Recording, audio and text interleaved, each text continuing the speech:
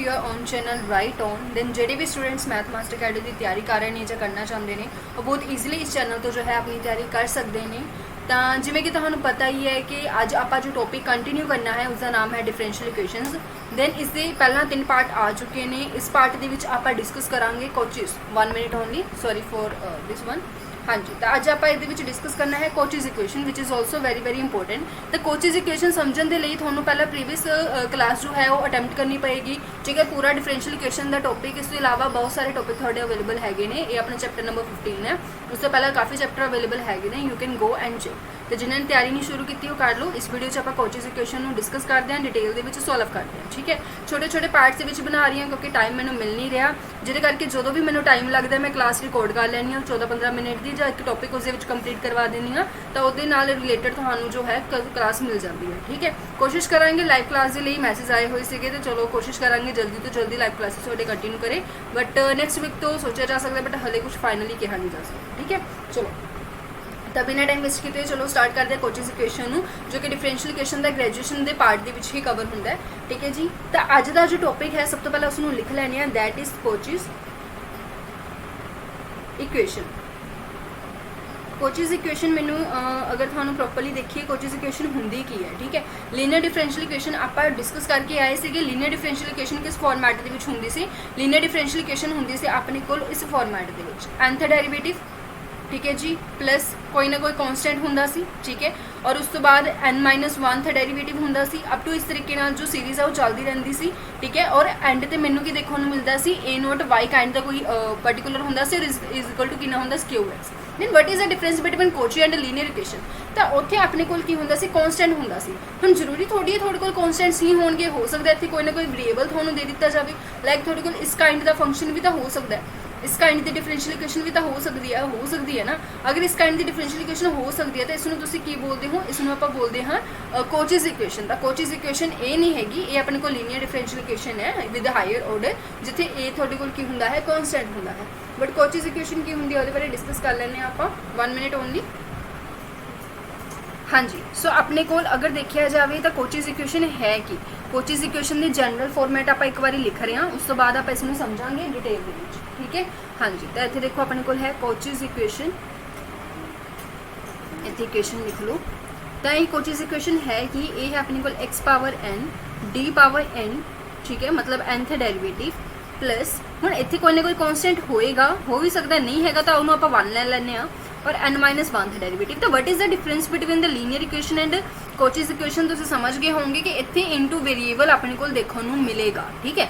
सो इसमें आप की बोलते हैं कोचेस इक्वेशन बोलते हैं। सो कोचेस इक्वेशन के अपने क्वेश्चन उवें सॉल्व करने ने जिवें आपने लीनियर डिफरेंशियल इक्वेशन के कीते सीगे विद हाईएस्ट ऑर्डर जो भी सीगी, ठीक है। तो जेकर तुम इसका सिंबोलिक फॉर्म इसमें सिंबोलिक फॉर्म के रिप्रजेंट करना चाहोगे तो इसका सिंबोलिक फॉर्म की होएगा इन सिंबोलिक फॉर्म। तो इसका सिंबोलिक फॉर्म अपने को होएगा x power n nth derivative, ठीक है जी, और an-1 कोई भी कांस्टेंट है x पावर n-1 होएगा नाल, और इसका n-1th डेरीवेटिव होएगा, अप टू सोन चलता जाएगा, ठीक है। और इतने मेरे को कुछ a1 x d देखने को मिलेगा, और लास्ट से मेरे को सिर्फ a नोट a होएगा, और इस अपने को जो कॉमन निकलेगा एज यूजुअल जिमें कि हर बारी होंगे दैट इज़ y, वो अपने को नाल आएगा ब्रैकेट तो बाद, ठीक है। और इज इक्वल टू कोई ना कोई मेरे को फंक्शन हो सकता है, तो सेम वही प्रोसैस है, ठीक है। तो इतने जेकर तुम डी की गल कर रहे हो तो इतने डी मेरे को कितना होएगा जी, डेरीवेटिव नू ही रिप्रजेंट करेगा डी।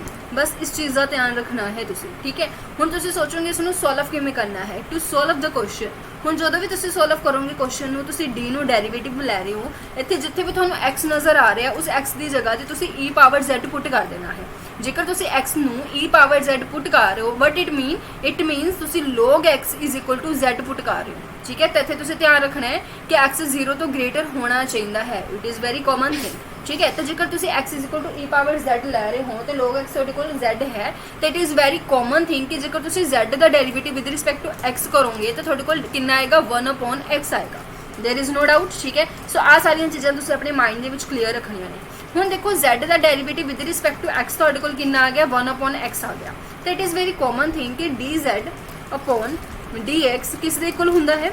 जेकर मैं चाहां तो y का derivative with respect to z into z का derivative with respect to y करा, सॉरी 1 मिनट ओनली।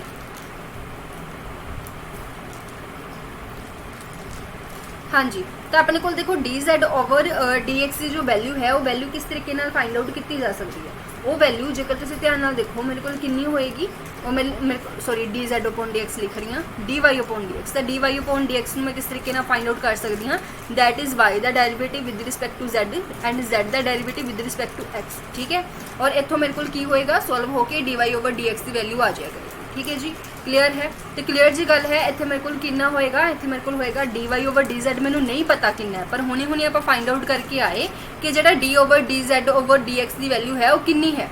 ਜਿਹੜੇ स्टूडेंट्स ਨੂੰ लग रहा है कि मैम आर्टिकल थोड़ा जिहा पजल लग रहा है जो कुछ भी कन्फ्यूजन हो रही है, तो उन्होंने मैं प्रैफर करांगी कि जो आप अगे एग्जाम्पल करांगे उस एग्जाम्पल में देखो, उस तो बाद दोबारा वीडियो में देखियो, आर्टिकल समझ आ जाएगा। बट अगर तुहानू ज़्यादा ही डिफिकल्ट लग रहा है सो तुसीं आर्टिकल स्किप भी कर सकते हो। अपना मेन पर्पज़ है क्वेश्चन में सॉल्व करना, जो एग्जाम्पल्स आप सॉल्व करांगे तो क्वेश्चन किवें सॉल्व होणगे तुहानू समझ आ जाएंगे, ठीक है। सो इत्थों तुसीं आराम नाल समझ सकते हो कि जिहड़ा मेरे को dy ओवर dx है वो मेरे को इसके इक्वल आ गया। तो इट मीनस तुसीं की कह सकते हो x into dy over dx की वैल्यू मेरे को किहदी इक्वल है, dy over dz the equal है। क्लीयर, तो इत्थों मेरे को की समझ आ गया, इत्थों मेरे को समझ आ गया कि x इंटू डी जो होएगा वो मेरे को की होएगा थीटा होएगा, जिथे डी की वैल्यू तुहानू सबनू पता है that is first order derivative, और थीटा की वैल्यू मैं इत्थे की लेके चल रही हूँ first order derivative of y with respect to z, ठीक है। सो थीटा मेरे को इसके इक्वल है। क्लीयर, ਹੁਣ अगेन जेकर तुसीं इसनूं प्रॉपर सॉल्व करोगे, हुण इत्थे मैं तुहानूं सैकेंड ऑर्डर डेरिवेटिव की गल करा है ना, थर्ड ऑर्डर की गल करा, तो एंड ते मैं जस्ट तुहानूं रिजल्ट दसना चाहनी हाँ, क्योंकि आर्टिकल वही गल आ जाती है कि समझना चाहते हो तो ईजिली तुसीं पुट करके दोबारा डेरिवेटिव कर लो, वेरिएशन तो हो ही जानी है ना, सॉल्वेशन तो हो ही जानी है। अपना मेन पर्पज़ यही है कि जिथे भी तुहानूं एक्स इंटू डी नज़र आता है उत्थे तुसीं की पुट करना है, थीटा पुट करना है, और जिथे तुहानूं x square into D square नज़र आता है उत्थे तुसीं theta into theta minus 1 put करना है। जिथे तुहानूं x cube into D cube नज़र आता है उत्थे तुसीं theta theta minus 1 theta minus 2 put करना है। इसे तरीके नाल जेकर तुहानूं x power 4 into D power 4 नज़र आता है, दिस इज डी पावर 4 नज़र आता है, then theta theta minus 1 theta minus 2 and theta minus 3 तक तुसीं वैल्यूज पुट करोगे एंड अप टू सोन करते ही जाओगे, देयर इज नो डाउट, ठीक है। बट इस तो अगे कदे आया नहीं है, इन्ना लंबा कदे बनया नहीं, 4 पावर तक बन जाता है। हुण इहदी एक एग्जाम्पल कर लैंदे हां ताकि प्रॉपरली क्लीयर हो सके। तो लेट अपन एग्जाम्पल दी हुई है x square d square y over d x square minus 3x d y over d x plus 4 into y which is equal to function दिता हुआ है कोई भी मेरे को ना। इट इज़ वेरी क्लीयर कि मोस्टली एक डाउट बच्चे ने माइंड होंगे है कि सारा कुछ सानू पता कितना लगेगा कि कितने केड़ा फॉर्मेट लगाना है जो कितने केड़ा फॉर्मेट नहीं लगाना। तो जेकर तो थोड़े को लीनियर है उत्थे तुसीं जो आप फर्स्ट क्लास के विच कीता वो सारे फॉर्मेट यूज़ करोगे, जे थोड़े को लीनियर ना हो के हायर ऑर्डर दी है उत्थे तुसीं जो आप प्रीवियस क्लास के विच कीता वो करोगे। बट जेकर थोड़े को हायर दी हो के नाल समथिंग कुछ एक्स दे विच मल्टीप्लाई दे विच पॉलीनोमियल भी है लाइक दिस क्वेश्चन, तो इत्थे तुसीं कॉचीज इक्वेशन वाला फॉर्मेट यूज़ करोगे, ठीक है। So it is very clear कि इत्थे जितने भी तुहानूं Z नज़र आएगा उसनूं तुसीं log x पुट करोगे, जिवें कि आपां पिछे पढ़ के आए हैं, और तुसीं ये भी कह सकते हो कि x नूं मैं e पावर z पुट कीती, there is the same thing, ठीक है। कोई भी फर्क इन्हां दोनों दे विच नहीं है। सैकेंडली अगर आप गल करिए जिते भी तुहानूं x इंटू डी नज़र आए आप हुणी पढ़ के आए कि थीटा पुट करोगे, द रीजन प्रीवियस दे विच तुसीं देखिया होएगा जिते भी तुहानूं एक्स स्क्वायर डी स्क्वायर नज़र आया उत्थे तुसीं थीटा थीटा माइनस 1 पुट करोगे। सैकेंड ऑर्डर तो अगे है नहीं, तो थर्ड ऑर्डर का इत्थे दस्सण दा कोई फायदा नहीं। तो अपने कोल हुण इक्वेशन की बन जाती है, इक्वेशन अपने को सिंपलेस्ट या तुसीं कह सकते हो फॉर्म केड़ी बन जाती है, तो अपने को बन जाती है x square d square minus 3x d plus 4, ठीक है जी। और सारे दे विचों y मैंने बाहर रखा और इज इक्वल टू मेरे को की है फंक्शन है, ठीक है। हुण सब तो पहला तो मैं इस क्वेश्चन इस इक्वेशन को सॉल्व करूँगी, इस इक्वेशन को सॉल्व करके अपनी वैल्यूज को फाइंड आउट करूँगी। सो यह इक्वेशन है कि मेरे को x square d square minus 3x d plus 4 which is equal to 0। हुण इसनूं सॉल्व कर लो। सॉल्व करने के लिए हुणी आप देखा कि किनू की पुट करना है, सब कुछ तो सामने है, ठीक है। मेरे को सब तो पहला तो एक्स स्क्वायर थीटा स्क्वायर ही है, sorry x square d square ही है, इसकी वैल्यू मैंने यही पुट करनी है which is theta theta minus 1। So इतने मैं पुट कर देनी है theta theta minus 1 minus 3x d की जगह तो मैंने की पुट करना है थीटा, और प्लस मेरे को कितना है 4 है विच इज इक्वल टू 0, ठीक है, विच इज इक्वल टू 0। तो हम आज थानू नज़र आ गई होएगी प्रॉपरली। इसमें सॉल्व करोगे तो थोड़े को कितना बन जाएगा theta square minus theta minus 3 theta plus 4 which is equal to 0। It is very clear. Theta square minus 4 theta plus 4 ये मेरे को इक्वेशन बन गई है, ठीक है। ये मेरे को की बन गया इक्वेशन बन गया। हम जेकर ये इक्वेशन बन गई है तो इसमें सॉल्व कर लो, सॉल्व करके थोड़े को की हो जाएगा आंसर आ जाएगा, ठीक है। हुण ये बिल्कुल सेम फॉर्मेट है। देखो जेकर तुम इसनूं फर्स्ट दे विच पुट करोगे, फर्स्ट मेरे को की है ये वाली फर्स्ट है, ठीक है। तो यह मेरे को सेम फॉर्मेट बन गया किसका, मेरे को बन गया theta square minus 4 theta plus 4 into मेरे को की होएगा y होएगा इज इक्वल टू मेरे को देखो कितना सीगा 2x स्क्वेयर सीगा, एक्स स्क्वेयर की जगह पे मेरे को की पुट हो जाएगा e पावर 2z हो जाएगा, क्योंकि x की वैल्यू तो e दी पावर z है, e पावर 2z हो जाएगा। ਹੁਣ ਇਹ ਸਾਰਾ ਕੁਐਸਚਨ ਤੁਸੀਂ ਕਿਵੇਂ ਸੋਲਵ ਕਰਨਾ ਹੈ, ਜਿਵੇਂ ਤੁਸੀਂ ਲੀਨੀਅਰ ਇਕੁਏਸ਼ਨ ਵਾਲਾ ਸੋਲਵ ਕੀਤਾ ਸੀਗਾ ਪ੍ਰੀਵੀਅਸ ਵੀਡੀਓ ਦੇ ਵਿੱਚ ਹਨਾ, ਆਪਾਂ ਨੇ ਕਿੰਨੇ ਸਾਰੇ ਕੁਐਸਚਨ ਸੋਲਵ ਕਰਕੇ ਦੇਖੇ ਸੀਗੇ। ਸੇਮ ਉਸ ਫਾਰਮੈਟ ਦੇ ਵਿੱਚ ਕੁਐਸਚਨ ਨੂੰ ਸੋਲਵ ਕਰੋ, ਫਿਰ ਸੇਮ ਉਸ ਫਾਰਮੈਟ ਦੇ ਵਿੱਚ ਕੁਐਸਚਨ ਨੂੰ ਸੋਲਵ ਕਰਕੇ ਤੁਹਾਡੇ ਕੋਲ ਕੀ ਹੋ ਜਾਏਗਾ, ਕੰਪਲੀਮੈਂਟਰੀ ਫੰਕਸ਼ਨ ਆ ਜਾਏਗਾ, ਤੁਹਾਡੇ ਕੋਲ ਪਾਰਟਿਕੂਲਰ ਇੰਟੈਗਰਲ ਆ ਜਾਏਗਾ, ਫਿਰ ਦੋਨਾਂ ਦਾ ਐਡੀਸ਼ਨ ਕਰਕੇ ਤੁਹਾਡੇ ਕੋਲ ਕੁਐਸਚਨ ਵੀ ਸੋਲਵ ਹੋ ਜਾਊਗਾ। ਬਸ ਲਾਸਟ ਦੇ ਵਿੱਚ ਕੀ ਕਰ ਦੇਣਾ ਹੈ, ਲਾਸਟ ਦੇ ਵਿੱਚ z ਦੀ ਵੈਲਿਊ ਨੂੰ ਪੁੱਟ ਕਰ ਦੇਣਾ ਹੈ ਇਨ ਦ ਫॉर्म ऑफ x, ठीक है। वेरी वेरी ईजी, आराम नाल क्वेश्चन सॉल्व हो जाना है, चक्कर मनो ही ना कोई, ठीक है। करके देखियो इसनू कंप्लीट, ठीक है जी। तो ये सीगी अपनी कोचीज इक्वेशन कंप्लीट होंदी है, ठीक है। इस तो बाद अपना जो टॉपिक होएगा दैट इज हाँ जी दैट इज चलो आप देख रहे हैं किहड़ा टॉपिक होएगा, ठीक है।